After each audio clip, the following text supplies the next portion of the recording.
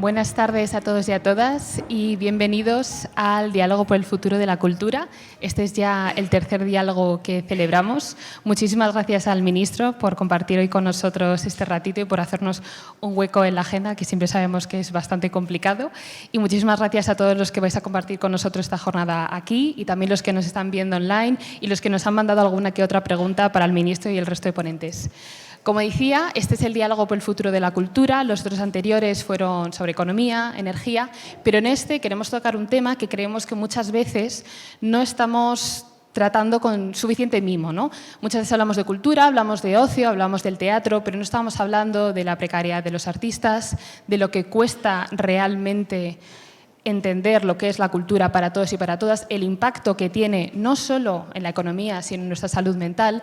Y por eso queríamos tener hoy este foro en el que tenemos, ¿no?, ponentes de diferente tipo, que cada uno viene, ¿no?, de un mundo, para reflexionar sobre qué España puede hacer, ¿no?, para este futuro de la cultura, que es algo que nosotros, gracias a Dios, ¿no?, tenemos una cultura extraordinaria. Entonces, bueno, Sara, cuéntanos cómo ha sido esta experiencia en los diálogos. Muchas gracias, Elsa. Bueno, pues como decía Elsa, hoy vamos a poner el foco en la cultura y este es el tercer diálogo por el futuro. Es un proyecto, un ciclo de encuentros que iniciamos el año pasado, en 2022, en colaboración la Fundación Bertelsmann y Talento para el Futuro. Nos unimos pues para crear un espacio de diálogo horizontal, intergeneracional, en el que los que estáis en el público, tanto aquí en la sala, en el espacio Bertelsmann, como online, fuerais una parte muy activa. Y hasta ahora hemos puesto el foco en la temática de la economía, participó Nadia Calviño, también hablamos sobre cultura y energía con Teresa Rivera. Hoy vamos a hablar sobre cultura y en los próximos meses seguiremos poniendo el foco en distintas temáticas que nos preocupan y nos ocupan a todos y a todas. Para los que sea la primera vez que estáis en este lugar, que sepáis que el espacio Bertelsmann es un lugar muy emblemático de la cultura, es un espacio que creó Enric Miralles, el arquitecto catalán, en el año 92 y fue el centro cultural del Círculo de Lectores. Y a lo largo de todos estos 30 años de trayectoria, pues este lugar ha albergado muchas presentaciones de libros, de discos, debates políticos, culturales, así que sepáis que estamos en un lugar muy especial y que nos va a acoger muy bien esta tarde. Sí, que simplemente también queríamos recordar, por los que no nos conocéis o nos habéis conocido por este evento del Diálogo por el Futuro de la Cultura, que Talento para el Futuro a lo que nos dedicamos es justo a esto, ¿no?, a conectar a los representantes políticos, los representantes institucionales con la juventud y que haya un diálogo, como estaba diciendo Sara, totalmente horizontal y que ambos, ¿no?, nos demos cuenta que esta brecha que tenemos es bastante inútil y que lo que debemos hacer, ¿no?, es debatir, ¿no?, de forma sana y conocernos mejor los unos a los otros, porque sin este debate y sin este tipo de diálogo sano no vamos a conseguir tener ningún tipo de futuro más que nuestro nombre. Totalmente. Desde la Fundación Bertelsmann también nos toca mucho esta parte de diálogo y sobre todo esa componente de los jóvenes. Los jóvenes siempre han estado en el centro de nuestra actividad y de nuestros proyectos, desde distintas perspectivas. En los últimos años y en la actualidad nos dedicamos a promover proyectos de formación profesional dual y de orientación con el ánimo de ampliar las aspiraciones y las oportunidades profesionales y qué temática creo que puede haber más, ¿no?, pero creo que el empleo, el acceso al empleo de calidad y las oportunidades laborales pues es una temática tan transversal y que forma parte de la columna vertebral de los jóvenes o de esa transición hacia el mundo adulto y de la vida en general, que de alguna manera con esta colaboración con Talento para el Futuro pues queremos ir un pasito más allá en esta misión de empoderar a los jóvenes y de brindaros oportunidades a distintos niveles. Y bueno, nosotros ya nos vamos a callar, que no habéis venido a escucharnos a nosotras. Vamos a dar paso a Luis Miguel Romo, que es el coordinador de Cultura y Deporte en Talento para el Futuro, y a nuestros maravillosos ponentes hoy. Así que muchas gracias. Muchas gracias.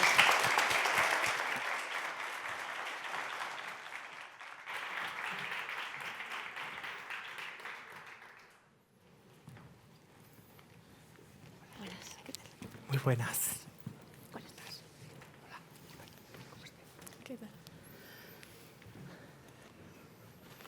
Buenas tardes. Bueno, ante todo agradecer a Elsa y a Sara la magnífica presentación que han hecho. La verdad es que hoy tenemos una oportunidad, especialmente porque más allá de la cultura tenemos la oportunidad de reflexionar sobre nuestro futuro.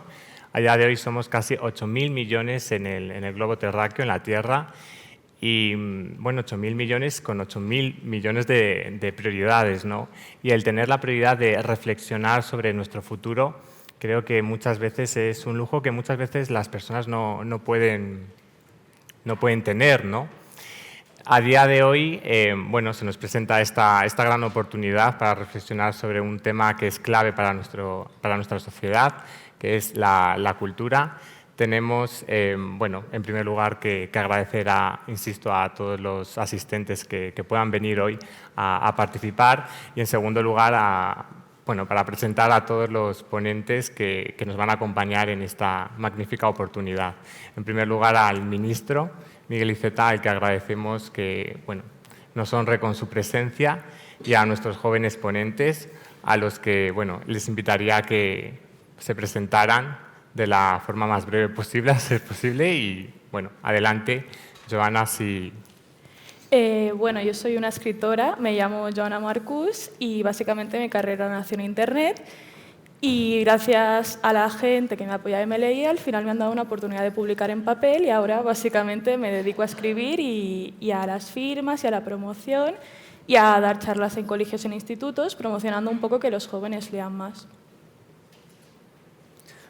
Bueno, pues bueno, lo primero, muchísimas gracias por la oportunidad y por los tremendos nervios que tengo ahora mismo, pero bueno, soy Quique, soy músico desde los 4 años, estudié percusión y a día de hoy, pues bueno, mi día a día es trabajar en una compañía de artes escénicas e innovación social que se llama Cubo, donde lo que intentamos hacer es ver qué ocurre en ese espacio vacío que hay entre el sector social y cultural, con proyectos de inclusión social, de educación, de mediación cultural, a través principalmente de artes escénicas y cada vez más artes audiovisuales. Y falto yo soy Eva Macbel, soy artista y compositora, me dedico a hacer canciones y hace muy poquito saqué mi primer disco. Y lo que he estado intentando desde los últimos 5 años, 4 años realmente que he estado en Madrid, es pues eso, a construir mi proyecto, a profesionalizarlo y a seguir trabajando en él. Genial, pues muchísimas gracias, de verdad, insisto una vez más por vuestra presencia. La cultura tiene muchísimas hebras, tampoco pretendemos que esto sea bueno, una ponencia demasiado exhaustiva, simplemente nuestro objetivo es que podamos reflexionar, compartir ideas, compartir experiencias, compartir voces sobre bueno, un tema que es clave para nuestra sociedad, que es la bóveda además de los derechos humanos, que es la cultura. Precisamente por eso, bueno, vamos a iniciar lo que es la conversación también un poco para romper el hielo. ¿Cuál es el estado actual de la cultura? Porque muchísimas veces bueno, nos estamos enfrentando a numerosos retos sociales, el consumismo exacerbado, el individualismo, además ese descrédito incluso institucional que además precisamente afecta a los más jóvenes en esa desafección, y precisamente por eso nace Talento para el Futuro. Son muchísimos los retos sociales que tenemos por delante. Y bueno, la verdad es que no se nos ocurre mejor manera de empezar este diálogo que con este tema, ¿no? ¿Cuál es el futuro de la cultura? ¿Cuáles son los retos de la cultura? Y bueno, la verdad pretendemos que este coloquio sea lo más bueno, fluido posible, tanto por parte de los ponentes como por parte del público. Y bueno, nos gustaría que empezara nuestro señor ministro Miguel Iceta para valorar cuál es el estado de la cultura y cuáles son las perspectivas futuras.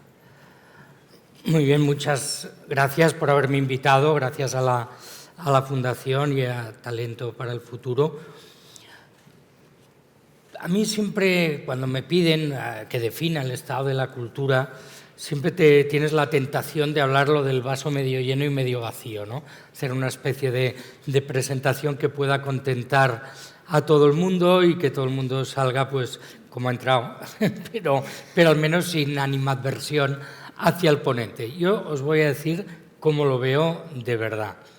Yo creo que tenemos una situación cultural en nuestro país manifiestamente mejorable. Es decir, yo creo que tenemos generaciones de creadores y de creadoras muy potentes, pero que no reciben todavía el apoyo suficiente de la sociedad.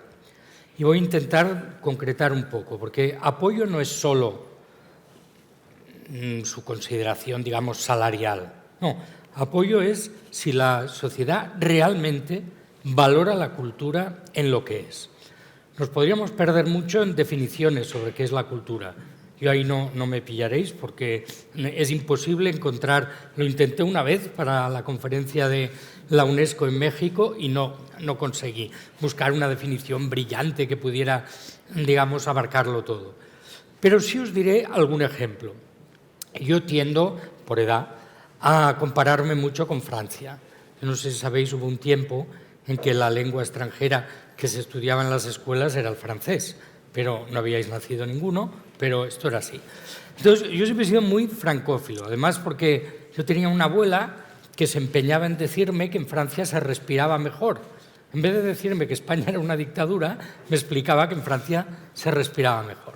Pues bien, en cultura, Francia realmente respira mejor que nosotros. Le dedica más recursos, pero una cosa que para mí es más importante es le da una mayor consideración. Pongo solo 2 ejemplos tipo flash. Muere Jean-Paul Belmondo, un actor francés muy conocido. Francia se para. ¿Quiere decir que a todos los franceses les gustaba la manera de actuar de Jean-Paul Belmondo? No. Seguro que había algunos que les gustaba y otros muchos que no, y algunos que eran indiferentes. Pero consideraban que una pieza importante de su sociedad se había muerto y que de alguna manera el conjunto de la sociedad había perdido algo importante. Aquí no nos pasa. Y os pondré un ejemplo todavía quizá un poco más provocador. Murió Ricardo Bofill. Antes se hablaba de Enric Miralles, que es quien hizo este edificio, otro arquitecto maravilloso, poco conocido. En Escocia, por ejemplo, le encargaron hacer el edificio del Parlamento escocés a Enric Miralles. Bueno, pero no me quiero perder. Ricardo Bofill, español, trabajó mucho en Francia. Se muere Ricardo Bofill y en Francia es un tema, es un événement, es un esdeveniment, que decimos en catalán. Aquí no. Aquí no. Entonces, yo ahora, una de mis preocupaciones, que diréis que estoy pirado, me da igual, en diciembre va a ser el centenario del nacimiento de Jorge Semprún, que fue ministro de Cultura en España, pero que vivió muchísimos años en Francia exiliado. Una de mis obsesiones es que no vaya a ser que en Francia le recuerden más que en España. ¿Por qué?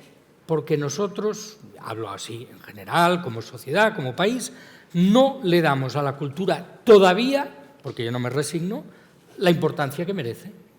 Y por lo tanto, yo creo que esto es el factor fundamental y por eso yo siempre digo, oye, de creatividad estamos bien, lo ves en cualquier terreno, ves mucho futuro, mucha gente que está luchando por abrirse camino, pero ves a la sociedad y dices, la sociedad está pidiendo mucha cultura, es exigente con respecto a los políticos y las administraciones sobre el apoyo que merece la cultura.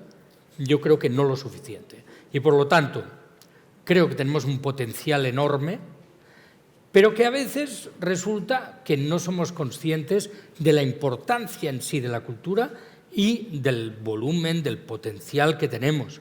Entonces, hay ejemplos los que queráis, y perdonad si me alargo mucho, tú córtame, porque soy ministro, pero dejaré de serlo. O sea que no os preocupéis. Pero el otro día me preguntaban por una película, Alcarrás, y mi pregunta es, si Alcarrás no hubiera recibido el Oso de Oro de Berlín, ¿le hubiéramos dado tanta importancia? Si me decís que sí, me quedo más tranquilo, pero es que creo que no. Ahora nos va a pasar con otra película que también obtuvo un reconocimiento en la Berlinale, que es 20.000 especies de abejas, que se llevó el Oso a la mejor actriz, una niña. Nos han de decir desde fuera lo mucho que vale lo que se genera, se crea, se imagina, se piensa, se sueña en nuestro país. Todavía yo creo que eso es así. Y esto es lo que hay que romper. ¿Cómo se hace? Generando interés por la cultura y con una visión muy abierta de lo que es la cultura. Que esto también pues, nos trae muchos debates, ¿no?, que luego podemos tener. Por ejemplo, yo no sé si lo sabéis, porque como sois gente joven, hay gente que piensa que los cómics no son libros, que son tebeos en el sentido, digamos, peyorativo o de minusvalorar lo que es un cómic. Esto nos pasa. Hay gente que a mí me han increpado porque figura que subvencioné, como si yo decidiera una a las subvenciones, una película sobre la infancia trans. Dice, no, como esto no tiene consenso en la sociedad, los poderes públicos no pueden subvencionarlo. ¿Qué? No, esto pasa en nuestro país y son debates abiertos en nuestro país. Por lo tanto, si a mí me dicen, diagnóstico, mira, tenemos un país culturalmente de primerísima línea, pero nuestra consideración por la cultura no es la que debería ser y precisamente por ello pues hay menos ansia de cultura, menos ganas de cultura y menos apoyo a la cultura de lo que debería haber. Y para cerrar, porque si no me lo como yo todo, proteger a los creadores y las creadoras. Punto número 1. Sin creación no hay cultura. Segundo, no dejar nunca de aspirar a que cualquier ciudadano pueda convertirse en creador. Porque la gracia no es una cultura en la cual unos hacen y los demás somos espectadores, sino cómo implicamos, y por eso me interesará mucho escuchar esta perspectiva vuestra de cómo rompemos esa especie de barrera o de separación. Y luego también decirle a la gente que la cultura genera riqueza de dos tipos. Una riqueza espiritual, intangible. Yo no sé qué hubiera sido de mí, por no hablar de cualquier otro, sin libros durante la pandemia, el confinamiento. Yo creo que no hubiera resistido. Y dos, que crea riqueza tangible, económica, crea puestos de trabajo, muchos, y está creando más, precisamente porque algunos cambios legislativos están favoreciendo que no solo sea economía sumergida. Por lo tanto, cuando se hace un diagnóstico de la cultura en nuestro país, se puede recurrir a las estadísticas culturales que nos dicen lo que hay, pero a mí me gusta también poner sobre la mesa lo que podría haber si realmente tuviéramos un país motivado, movilizado en favor de la cultura. Muchísimas gracias por su intervención, señor ministro. Vamos ahora a ver las perspectivas jóvenes. Mientras que estamos interviniendo, es preciso también destacar que también queremos, porque la modalidad no solamente es un diálogo entre nosotros, entre los ponentes, sino también entre el público, tanto a nivel presencial como telemático, en redes sociales con el hashtag Diálogos por el Futuro.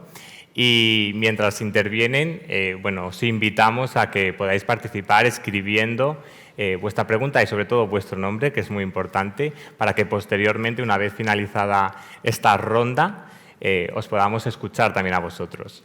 Ahora vamos con la perspectiva más joven, bueno, preguntando sobre cuál es vuestro diagnóstico de la cultura y bueno, cuáles son los retos futuros a los que se enfrenta. Si quieres, Eva, sí, sin problema. Acompáñanos. Me ha parecido como muy importante el enfoque que has hecho en que todos tengamos la posibilidad de crear, porque me parece que ahora mismo crear contenido, ya sea cultural, tema libros, música, espacios, es muy difícil y sobre todo requiere de mucho privilegio. Al estar en este sector tan precarizado, nuestro trabajo como creadores es casi imposible. Nos enfrentamos todos los días a un montón de obstáculos que en gran parte son económicos, pero en gran parte también es encontrar un espacio donde se nos escuche y donde podamos desarrollar. Creo que sobre todo la gente más joven, incluso que los que estamos aquí sentados, que me parece ya que somos suficientemente jóvenes, pero todavía antes, en el primer impulso de me interesa hacer música, por ejemplo, tener en tu barrio un sitio donde puedas ir con locales de ensayo, con un equipo donde puedas realmente desarrollar la idea que tienes en tu cabeza. Si no hay un espacio donde puedas reflexionar y donde puedas hablar con compañeros que estén haciendo lo mismo, esa idea probablemente nunca vaya a desarrollarse en ser algo rico culturalmente. Entonces creo que es muy importante dar estos espacios y me interesaría muchísimo saber la opinión de Quique, porque antes hemos estado hablando de que tú trabajas con sectores de la sociedad que tienen menos recursos. Entonces me gustaría saber cómo, si puedo preguntarte directamente, que yo no sé qué estoy haciendo. Sí, por supuesto. Aquí. El diálogo es totalmente fluido. Ay, qué bien. No queda bien que diga que es una conversación informal, pero como si lo fuera, de verdad. Es que justo por hemos favor, hablado de esto que y me sea parece que bidireccional totalmente el diálogo, no tengáis ningún tipo de impedimento a la hora de interrumpiros, porque precisamente lo que buscamos es un diálogo continuo, tanto entre los ponentes como el público y, por supuesto, con la gente que nos sigue en redes sociales. Bueno, pues gracias, Eva, qué guay. Bueno, yo sí que creo que, o sea, estoy 100% de acuerdo por mirarlo un poco desde la perspectiva quizás como más de la gestión cultural. Creo que uno de los retos que tiene la cultura es que tiene una crisis de identidad, como mencionaba un poco antes el ministro, porque creo que por primera vez empezamos a tener datos de quién está pudiendo tener el derecho de participación cultural, o sea, quién puede ser artista, ¿no? Quién tiene ese privilegio. Y lo que hemos visto es que, por lo menos en este país, no es un derecho que sea ni mucho menos garantizado, ¿no? Para estudiar música tienes que tener un contexto socioeconómico, una herencia académica como muy determinada, ¿no?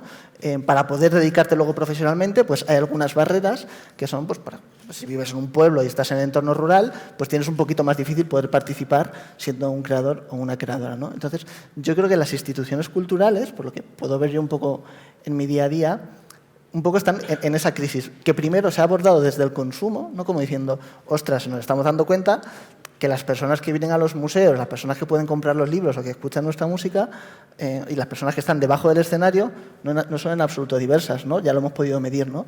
Y hay un montón de iniciativas que están intentando garantizar esa inclusión como radical en el público. Pero yo creo que el reto un poco que tiene la cultura y que todos los gestores culturales y gestoras culturales tenemos es ver cómo hacer, pues no que por poner un ejemplo, no sé, pero que la Orquesta Nacional tenga en el público a personas representativas al 100% de la sociedad, sino ver cómo la Orquesta Nacional tiene personas representativas encima del escenario, cómo los museos pueden ser espacios que se abren a la comunidad y todas las personas pueden participar de la vida del museo. Y eso yo creo que es el verdadero reto que estamos viviendo desde las instituciones culturales, porque eso nos obliga también a repensar qué es la definición de cultura. Cultura no puede ser algo creado de unos pocos para unos pocos, eso estuvo bien hasta ahora, no hay que mirarlo con culpa, hay que mirarlo con responsabilidad, pero cultura también es, de repente, pues lo que ocurre en los barrios, lo que ocurre en las periferias, lo que ocurre en las asociaciones, lo que ocurre en casa cuando una madre le canta una nana a su hijo o a su hija, ¿no? Y eso implica dotar de recursos a todo eso. Eso implica que no solo hay que financiar lo que ocurre dentro de las urbes, sino que también pues, hay que dotar comunitariamente a los espacios, pues no sé, yo por ejemplo en Carabanchel, para que todos los artistas y las artistas tengan recursos, tengan formación. Si en casa no has tenido el privilegio de tener un papá que te lleva al conservatorio como yo, poder tener acceso a educación musical, ¿no? Entonces yo creo que el reto que nos encontramos es eso, y eso para las instituciones culturales pues es un reto interno, hay que formar a las personas, a los trabajadores, o sea, es un proceso como muy lento, pero creo que es donde estamos ahora en asumir que quizás no éramos tan inclusivos y que si se valora poco la cultura y a los profesionales que estamos, no nos podemos ni imaginar a los que no han tenido el privilegio de ser profesionales, ¿no? Esto igual está sonando un poco catastrofista, ¿no? Pero como que hay que plantearlo creo que como un reto realista a corto plazo. Muchísimas gracias, Quique, por tu intervención, porque precisamente, además, recientemente había salido una entrevista con Jazmín Beirac, que hablaba precisamente de esto, ¿no? De crear cultura para la gente corriente, ¿no?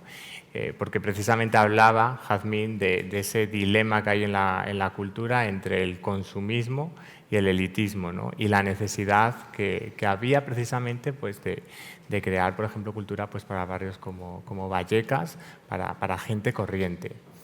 Joana, ilústranos con tu magnífica aportación. Bueno, ahora voy a tener que estar a vuestra altura, ¿eh? Bueno, volviendo un poco más atrás sobre el futuro de la cultura y tal, yo creo que es muy importante también crear una base en la gente joven, crear una base en la que vean que es posible salir adelante en un mundo de cultura, porque al menos yo personalmente, cuando era pequeña, tenía muy claro que si te metías en el mundo de la cultura lo tenías muy difícil, era prácticamente imposible, que solo destacaban 3 personas de cientos y miles que se presentaban. Y creo que en línea a eso también es muy importante lo que decíais de crear puntos en los que la gente se encuentre y diga, pues yo creo que quiero crear esto, quiero llegar a este punto, no soy la única persona que tiene este sueño. Y también, por ejemplo, Internet es un buen espacio para eso, porque al final ves a mucha gente de muchos puntos del mundo que comparte tus ideales, que se puede dedicar a esto, que han nacido ahí y se han abierto paso, que le han dado una oportunidad. Entonces, a los jóvenes te tienes que acercar tú, no se acercan ellos a ti, te los tienes que ganar, en cierta forma. Y si ellos utilizan Internet, entonces igual la forma de ganárnoslos es utilizar el mismo Internet, utilizar sus mismos espacios y en sus espacios decirles esto es posible, no solo hay un camino, sino que hay muchos y si te gusta este terreno tienes derecho a moverte por él. Yo la verdad que, bueno, antes de dar paso al público, la verdad que me gustaría, bueno, preguntaros una cuestión, que es el hecho de que este cambio, este estado de la cuestión de la cultura que es mejorable, si creéis que la educación es clave y de que si ese cambio educativo debe empezar a verse la educación como producción cultural, la comunidad educativa como productora cultural.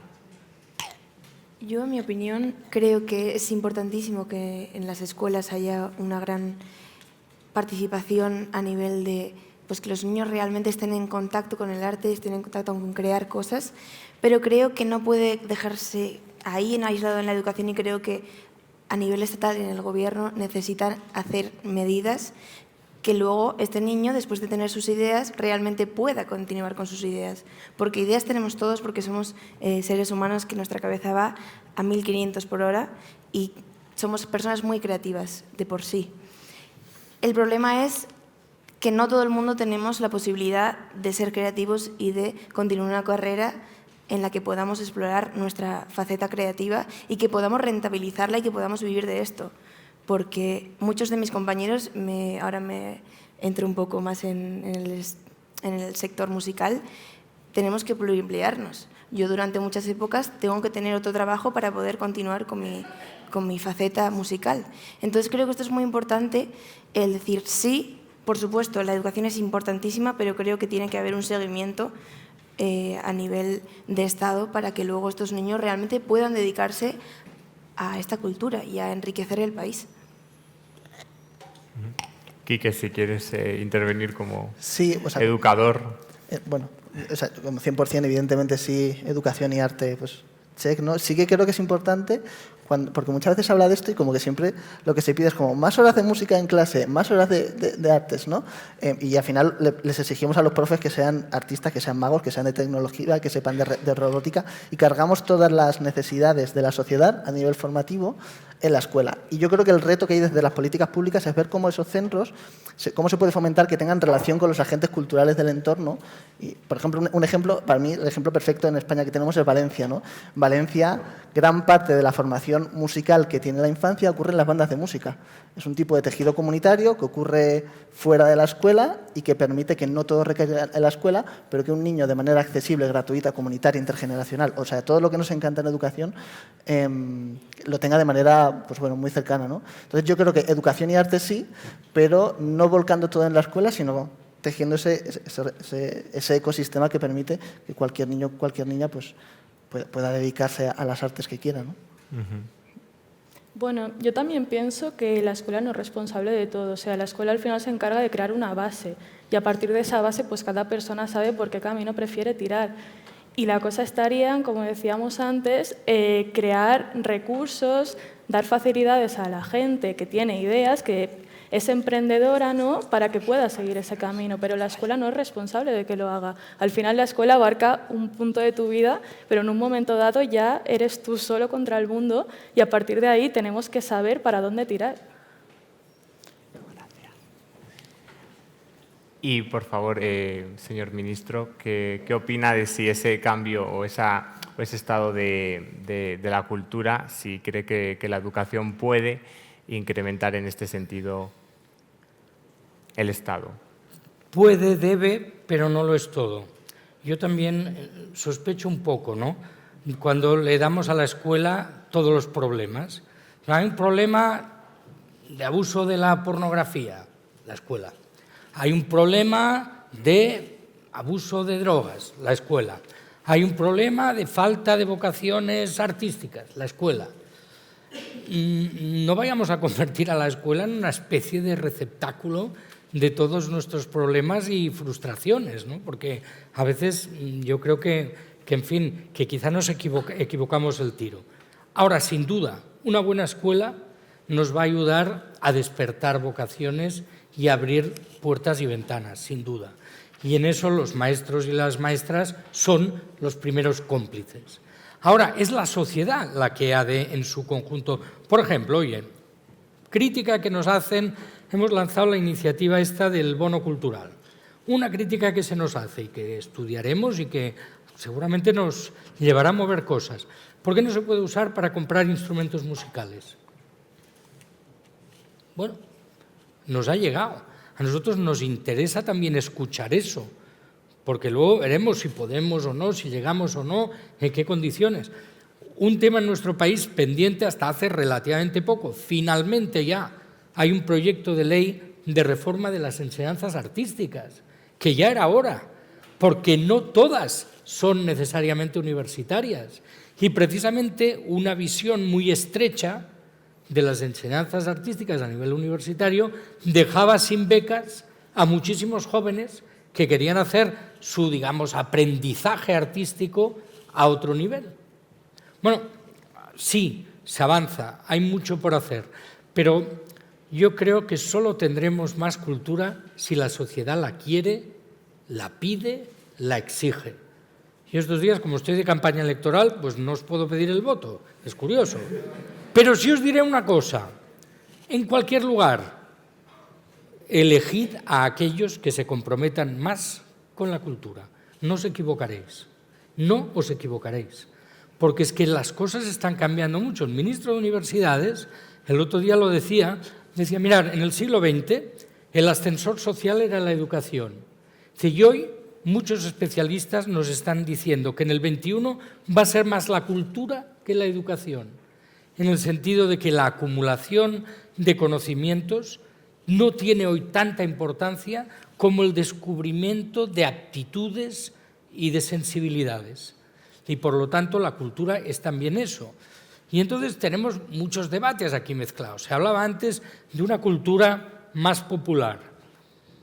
Bueno, cuidado, porque que eso no vaya a ser entendido como rebajar el nivel de exigencia y hagamos cosas que todo el mundo pueda entender. Oye, yo he de reconocer, yo todavía voy a museos de arte contemporáneo, yo como soy un privilegiado y me ponen al comisario o la comisaria de la exposición que me lo explique, acabo entendiéndolo, pero de entrada, o alguien te ayuda a romper esas barreras, y efectivamente eso tiene que ver también con los equipamientos culturales. Nosotros estamos teniendo en el Ministerio un debate curioso, nos hemos encontrado un proyecto muy importante, que es el edificio de Tabacalera en Madrid, que igual algunos de vosotros conocéis.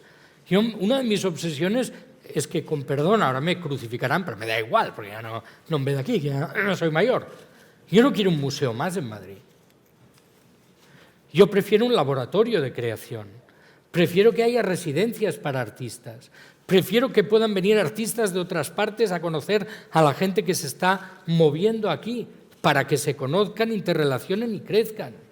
Yo no quiero ya más almacenes, quiero más laboratorios. Entonces, es más fácil de decir que de hacer.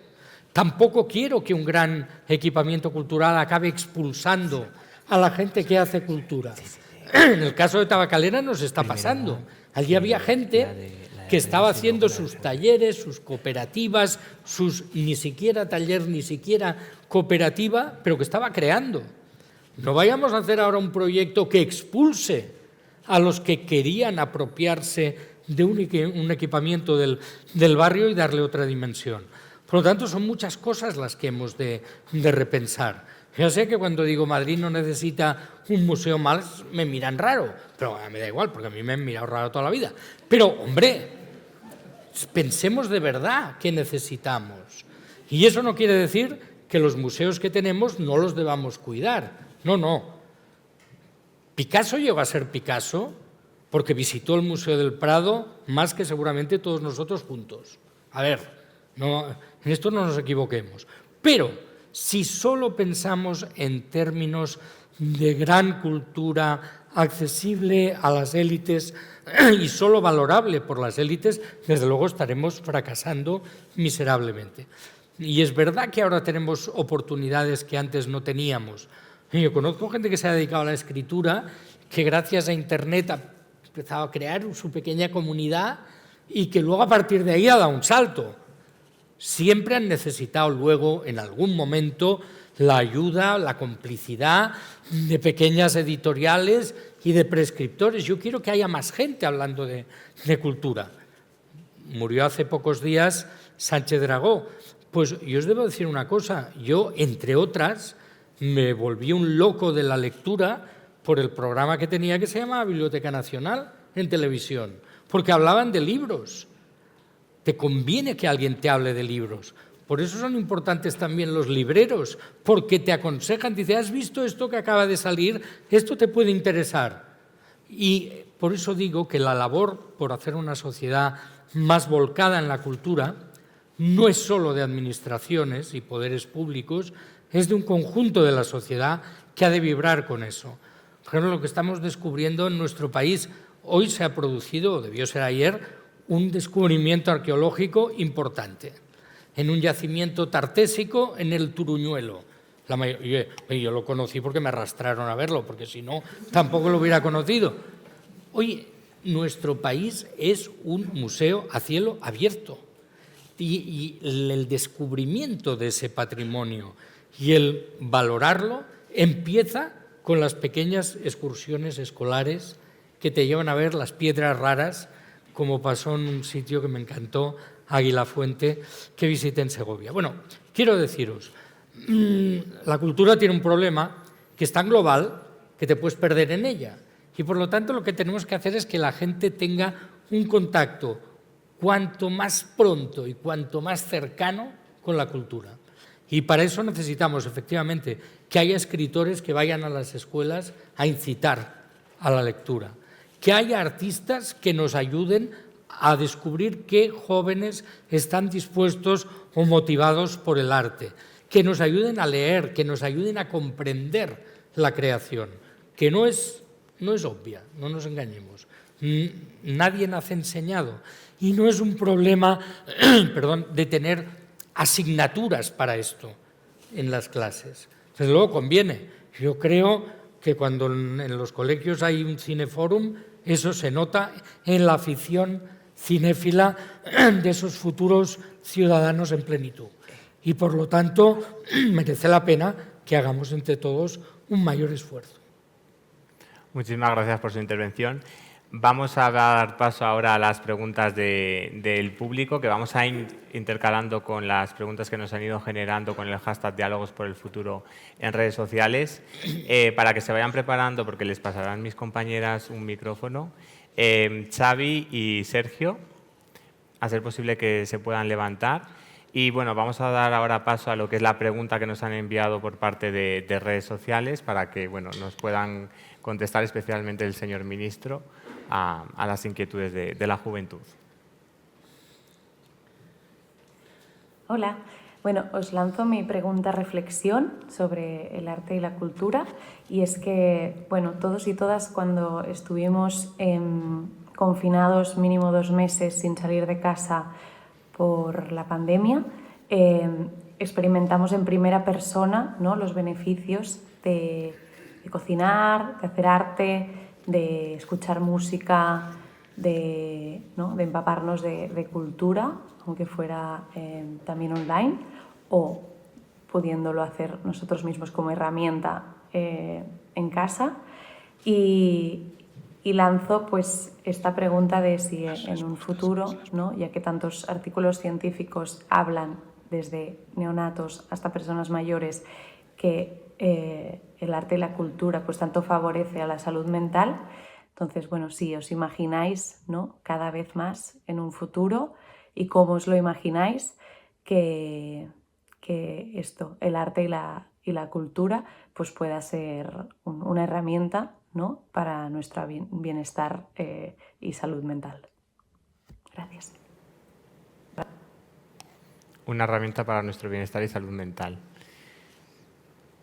En mi opinión, yo creo que no es algo futurista o es algo que ya ha pasado y es algo que ocurre. Y creo que también se ha estado hablando todo el rato sin hablar de que la cultura lo que crea es comunidad. Y la comunidad es lo que necesitamos como sociedad para seguir avanzando y para llegar a puntos donde no habríamos llegado solos. Creo que esto lo favorece tanto la lectura, la música, la danza, los audiovisuales.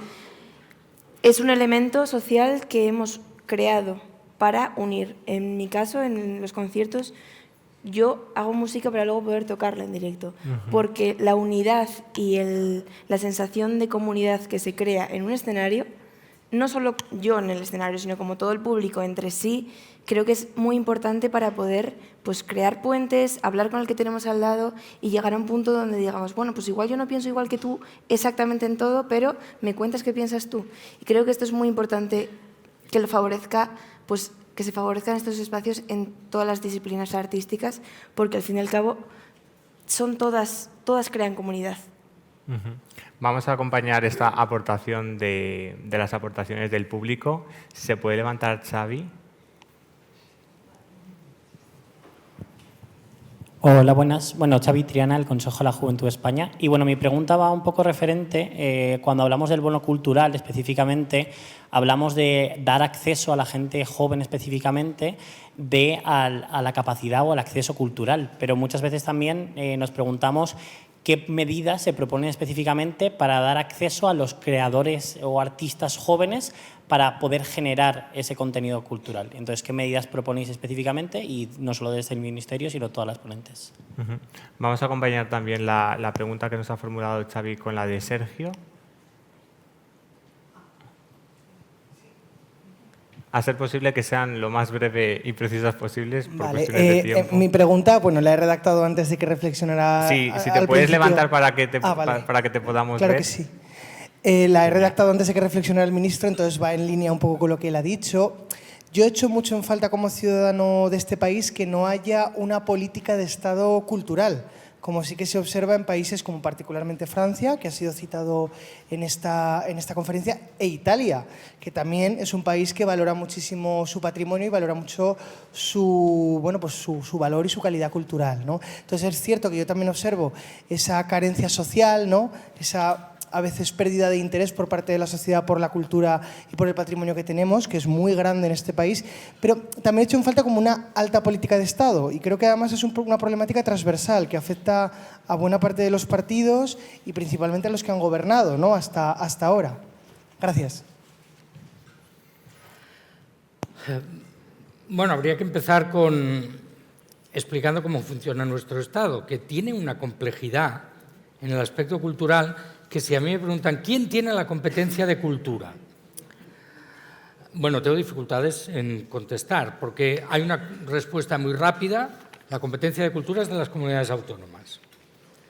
¿Quién hace más por la cultura? Probablemente los ayuntamientos. ¿Quién puede ordenar una política cultural de Estado en el sentido que tú le dabas? El Estado. Con lo cual, yo, como en tantas cosas, o conseguimos que en los temas de cultura, y se consigue en algunos terrenos, y ahora os daré algún ejemplo, los tres niveles de la administración vayan de la mano, o no nos vamos a comer un kiki, porque no llegamos. Por ejemplo, políticas de patrimonio. Yo quiero deciros que en general hemos crecido muchísimo en cuidado por el patrimonio y lo hemos hecho de la mano las distintas administraciones. Pero es que no nos lo acabamos. Tú sabes, como ministro, uno de mis choques, ¿no? Fui a un pueblo de Soria porque acabábamos de restaurar un castillo. Y yo iba, bueno, como si hubiera hecho las Américas. Pero de repente, cuando estábamos allá felices, bueno, fuimos a ver el castillo, bajó la niebla, no vimos el castillo, pero se ha restaurado, está bien. Pero de repente me dicen, 5 kilómetros más allá, hay otro al que ya no llegamos a tiempo. Y es que el nivel patrimonial de España no lo tienen muchos países. Seamos, por ejemplo, miramos, todo el mundo quiere salir en las listas de la UNESCO. Bueno, España es el 4º país del mundo, siendo los anteriores China, Italia y Francia. Luego ya venimos nosotros. Y nosotros no siempre llegamos. Otro ejemplo que siempre pongo. Hice una vez un tuit sobre el descubrimiento de un sarcófago visigótico en Murcia. De repente, retuits y gente feliz y contenta dice, ¡oh, por fin el ministro sabe que Murcia también existe! Bueno, la gente se sentía muy orgullosa que fuera de allí se supiera lo que estaba pasando allí. O este pueblo que antes os mencionaba, Águila Fuente, hoy tienen un yacimiento arqueológico porque se empeñaron ellos, porque la gente iba de excursión a ver las piedras, fueron a un programa de televisión y entonces la universidad se interesó y vieron que no eran unas piedras, sino que eran las piedras. Por lo tanto, política de Estado la hay, sí. Yo puedo decir, porque también tengo que hablar de mi libro, ¿no? Yo he conseguido pues, el máximo en el presupuesto de cultura, de la historia, he conseguido el máximo crecimiento del personal al servicio de los equipamientos culturales, estamos lanzando el Estatuto del Artista, hemos creado el Bono Cultural Joven, es decir, la verdad es que hemos hecho un mogollón. Ahora, ¿es esto suficiente? No. Y lo digo ya. Si queremos tener un país en el que la cultura sea un elemento de identidad, pero no porque hay que decirlo, sino porque realmente la gente al venir aquí, sobre todo cuando vienen de fuera, vean que hay un interés. Pues voy a poner un ejemplo, yo siempre miro a Francia y perdonadme, pero se hizo una cumbre hispano-francesa en Barcelona. Se le preguntó al presidente de la República Francesa, Emmanuel Macron, ¿quiere usted hacer algo especial en el mundo de la cultura? Y el tipo no falló. Dice, no, yo solo quiero ver el Museo Picasso, pero no solo para la foto, quiero visitarlo. Y efectivamente estuvo más de hora y media visitando el Museo Picasso.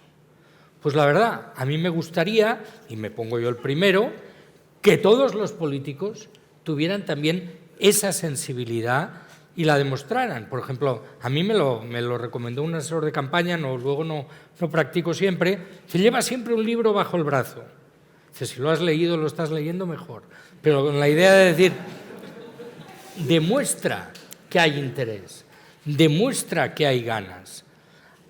Rompe tabúes, por ejemplo. Todos estos días estoy haciendo un FAR, que llaman en catalán, o sea, muchísimos vídeos de recomendación de libros. Bueno, he puesto alguno de poesía, porque resulta que en las recomendaciones de libros la poesía aparece poco. Bueno, intentemos que las cosas sean conocidas. Necesitamos que la gente conozca los clásicos, sí, pero también los novísimos. Uno de los problemas que tenemos es que la gente que se dedica a la cultura, los creadores en general, primero, no todos son tan ricos como a veces parecen. Una frase que tomo prestada de Cristina Rosenbinge, dice, la gente piensa que porque salimos en una foto somos ricos. Pues no, hay artistas que salen en fotos y en la tele y no son ricos. Pero los que ya han hecho un cierto camino, objetivamente, no porque ellos quieran, se acaban convirtiendo en un cierto tapón para los nuevos que surgen, que tienen muchas dificultades. ¿Eso es culpa de alguien? No. De alguien concreto no, pero del conjunto de la sociedad que no quiera descubrir eso nuevo.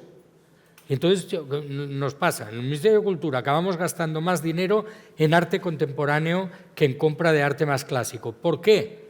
Coño, porque es que los contemporáneos de hoy serán los clásicos dentro de 200 años. Es que Velázquez en su tiempo era arte contemporáneo. Es ahora seguramente que le damos la importancia que tiene, ¿no? Y por no hablar de Picasso y tantos otros. Por lo tanto, hemos de cambiar la manera de mirar, presentar y que la gente ame la cultura, que no se quiera permitir tener a responsables políticos que no quieran la cultura. No ya digo que sean incultos, no, que no la adoren, que no la abracen. Entonces yo creo que eso está en manos un poco de todos y efectivamente, con políticas culturales adecuadas. Por ejemplo, nosotros hemos creado un contrato laboral de duración determinada para la actividad artística. ¿Por qué? Porque, demonios, ¿qué le pasa a la cultura? Que los que se dedican a la cultura no facturan todo el rato. No todos son como Shakira, no facturan todo el rato. Facturan cuando pueden, pero eso no quiere decir que no trabajen, porque hacen ensayos, escriben, piensan, colaboran con otros y durante ese tiempo no facturan. Por lo tanto, nuestra legislación laboral, nuestra legislación fiscal, la seguridad social, ha de darse cuenta de esa intermitencia y suplir desde la política las necesidades. Eso siempre trae también algún problema. ¿Por qué a unos sí y a otros no? ¿Quién decide qué es bueno y qué no? ¿Qué va a tener futuro y qué no? Vale. Es que por cuestiones de tiempo tenemos que ir agilizando las preguntas. Vamos a dar paso a Alfonso y a Manuel para que se vayan preparando. Ahora vamos a dar paso a continuación a la pregunta de redes sociales.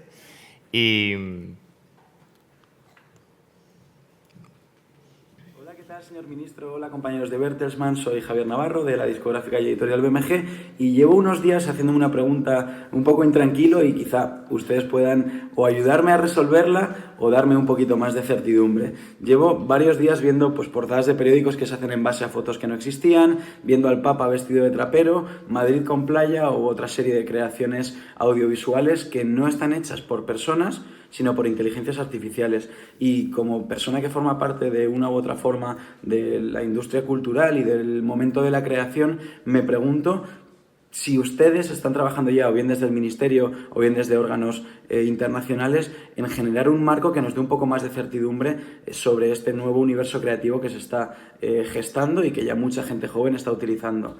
No sé si los derechos de autor pertenecerán a una u otra persona, no sé si habrá una figura legal que pueda amparar las consecuencias que tengan ciertas obras, y en general se me plantean muchas dudas. Pero ¿cómo ven ustedes desde el Ministerio este tipo de plataformas que sin duda alguna creo que van a abrir una ventana creativa inmensa? Gracias por intentar ayudar a resolver esta duda y por formar parte de esta charla tan interesante. Hasta luego. Vamos a complementar esta pregunta con las preguntas que tiene el público. Alfonso, si se puede levantar. Sí, muchas gracias. En realidad me interesa un comentario que se ha hecho antes también de la proyección de España hacia el exterior. También a mí me interesa mucho el tema de la diplomacia cultural, también el de diplomacia pública.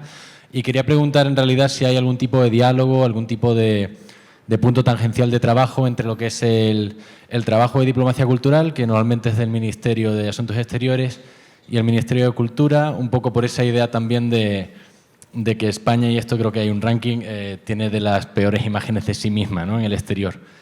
Yo como extremeño también lo sufro el doble, porque Extremadura es como también de las peores, ¿no?, sobre sí misma.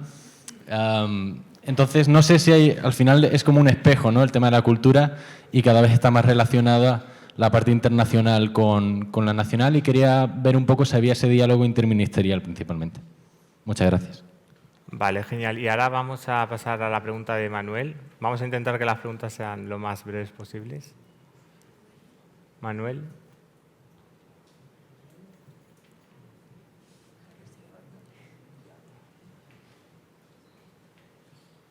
Bueno, pues con las preguntas que ya tenemos en curso, si nos puedes ilustrar, sí. Quique,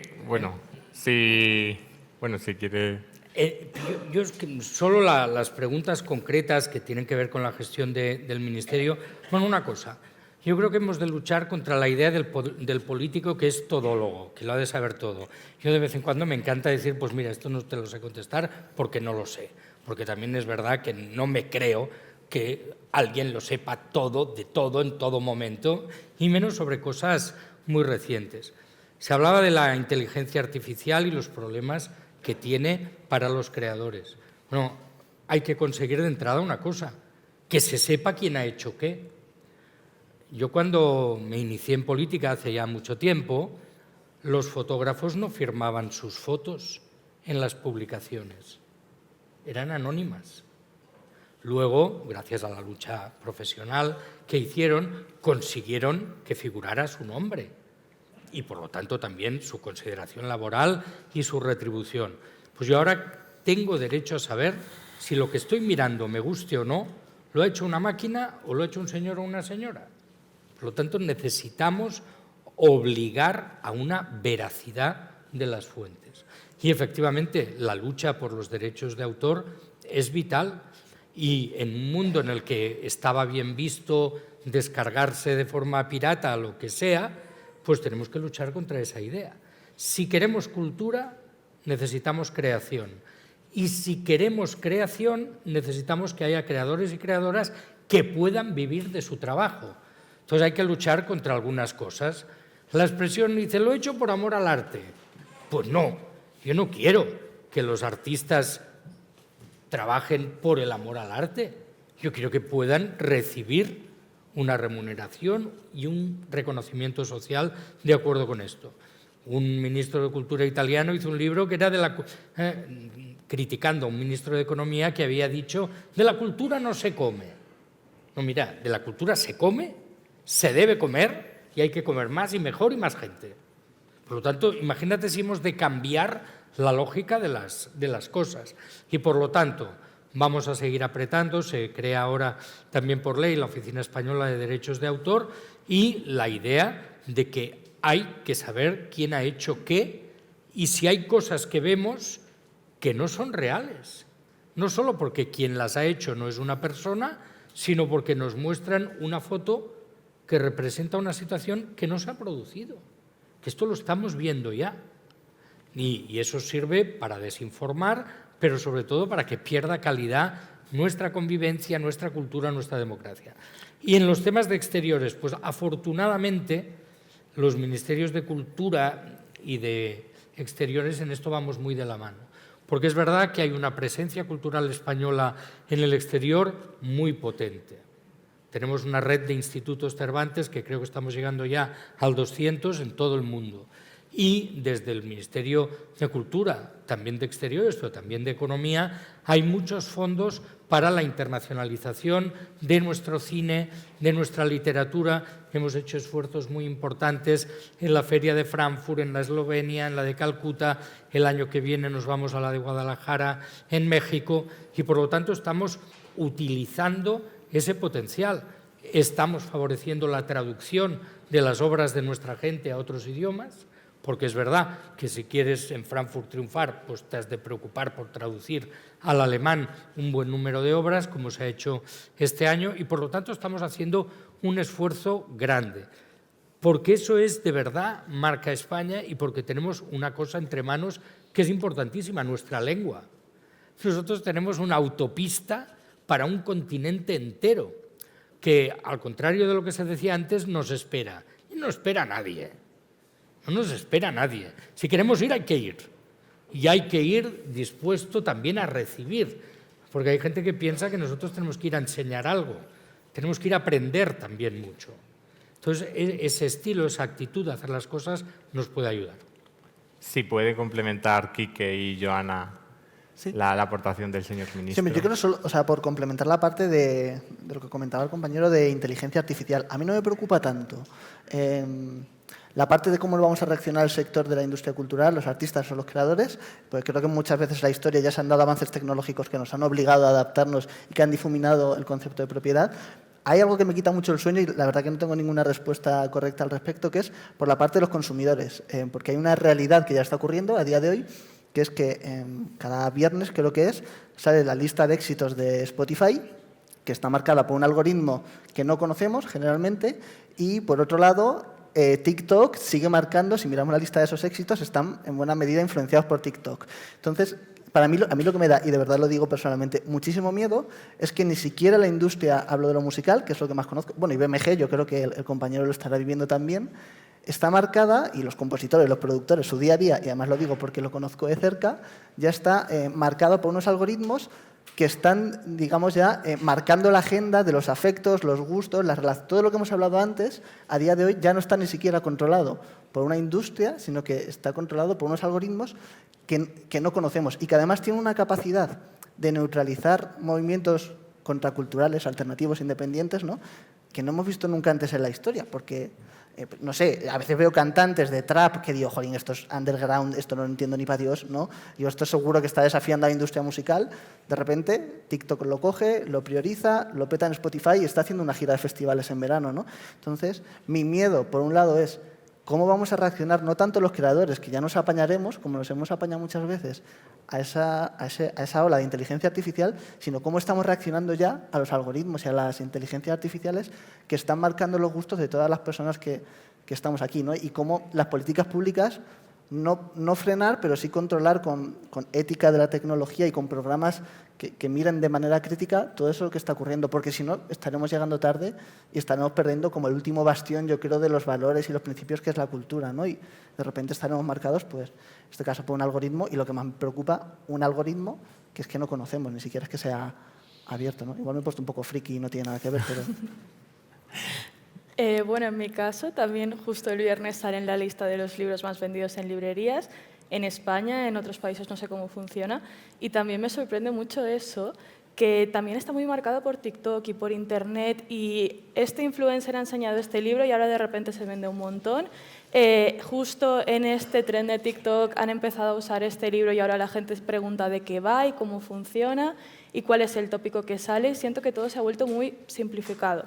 Es decir, ahora un libro tú lo buscas y buscas a una persona que te diga sale esto, esto y esto. No te pones a buscar, no te pones a investigar, no intentas darle tu propio significado. Y creo que con la inteligencia artificial pasa eso, que es tan superficial que no tiene alma. O sea, al final es una copia de una nueva figura de algo ya creado. Si tú quieres algo nuevo, tienes que darle el micrófono a alguien que nunca lo ha tenido delante. Porque al final es una herramienta, no es el recurso en sí. Si lo utilizas como el recurso total, pierde la gracia, pierde el alma, no tiene sentido.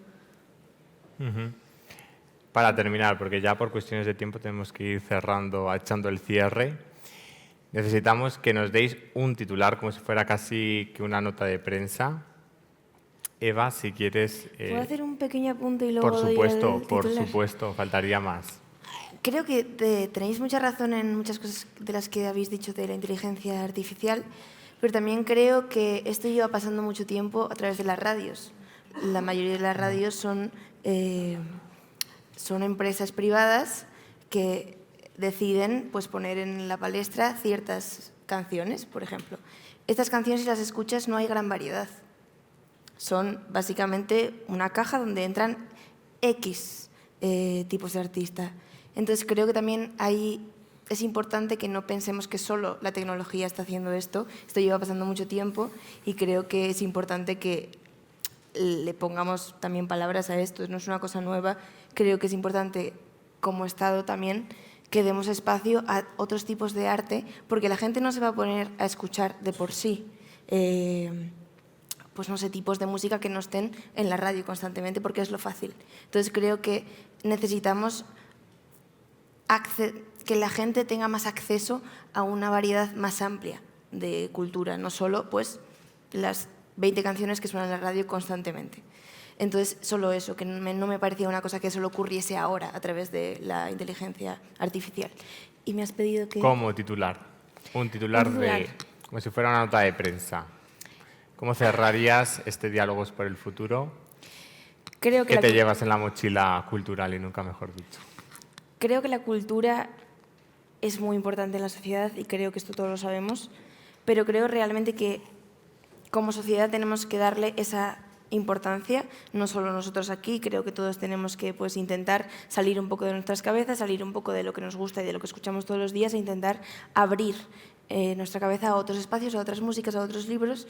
Y esto también, como he dicho antes, creo que es muy importante crear comunidades donde esto se comparta y te puedan pues, descubrir otro tipo de cultura.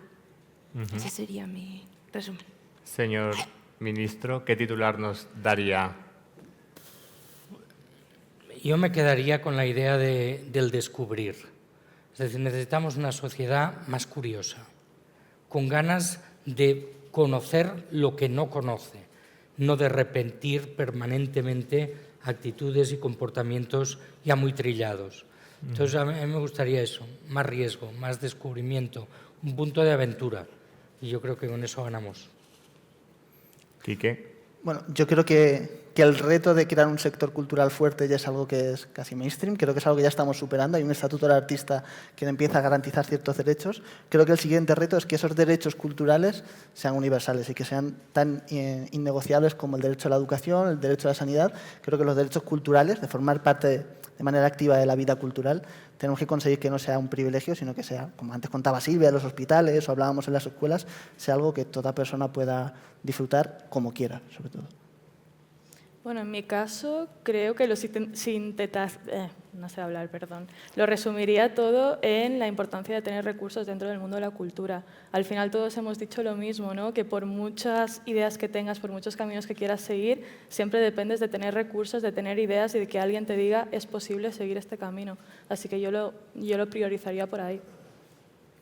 Genial, la verdad es que son unos magníficos titulares. Yo la verdad que me tomo el derecho como moderador también para dar mi propio titular o bueno, mi propia reflexión, y es el hecho de que yo creo la verdad que necesitamos jóvenes más libres, jóvenes más creadores, jóvenes más incorrectos, ¿no? que huyan, como decía el señor ministro, a lo mejor de esas rutinas o de esas domesticidades que muchas veces se imponen en los jóvenes. Necesitamos bueno, jóvenes más, como ya decía, creadores.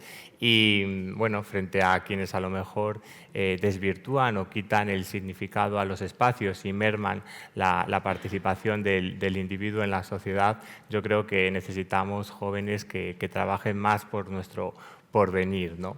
Y yo creo que en ese sentido la cultura tiene un papel trascendental, ¿no? Como decía Quique, porque además los derechos culturales son la clave de bóveda de los derechos humanos. Una vez más, os agradezco vuestra participación, de verdad. Yo creo que nos llevamos muchísimos aprendizajes en nuestra mochila. En este sentido, vuelvo a agradecer a los asistentes vuestra participación, tanto a nivel presencial como a nivel telemático. Vamos a seguir trabajando desde Talento para el Futuro en los próximos diálogos por el futuro, donde los jóvenes vamos a seguir haciendo incidencia en las instituciones, precisamente pues, para evitar esa desafección entre los jóvenes y la política. Así que, bueno, muchísimas gracias de verdad a todos vosotros.